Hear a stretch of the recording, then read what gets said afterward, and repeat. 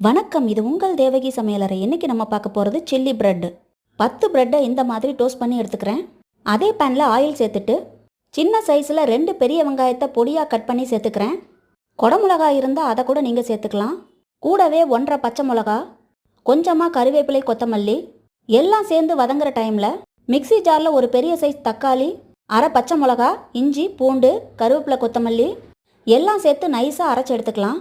அரைச்ச பேஸ்ட்டை வதக்கின வெங்காயத்தோடு சேர்த்து மிக்ஸ் பண்ணிக்கலாம். ஸ்வீட் பிரெட்டுங்கிறதுனால நான் டொமேட்டோ கெட்சப்லாம் யூஸ் பண்ணல.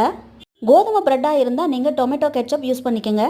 எல்லாம் நல்லா மிக்ஸ் ஆனதும் கொஞ்சமாக மஞ்சள் தூள், அரை ஸ்பூன் குழம்பு மிளகாய் தூள், விருப்பத்துக்கு தகுந்த மாதிரி கரம் மசாலா எல்லாத்தையும் பச்சை வாசம் போக நல்லா வதக்கி எடுத்துக்கலாம். இந்த மாதிரி நல்லா வதங்கினதுக்கப்புறம் 1 டம்ளர் தண்ணி சேர்த்துக்கலாம். தண்ணி சேர்த்ததுக்கப்புறம் அடுப்பை ஹை ஃப்ளேமில் வச்சுட்டு தேவையான அளவுக்கு உப்பையும் சேர்த்துடலாம். கடைசியாக கட் பண்ணி வச்ச பிரெட் ஸ்லைஸையும் சேர்த்து நல்லா மிக்ஸ் பண்ணி எடுத்திங்கன்னா சூப்பரான காரசாரமான சில்லி பிரெட் ரெடி. வீடியோ பிடிச்சிருந்தா லைக் பண்ணுங்கள், ஷேர் பண்ணுங்கள், கமெண்ட் பண்ணுங்கள், சப்ஸ்கிரைப் பண்ணுங்கள். இதை மார்னிங் டிஃபனாவோ இல்லைனா ஈவினிங் ஸ்நாக்ஸாவோ யூஸ் பண்ணிக்கலாம். தேங்க்யூ.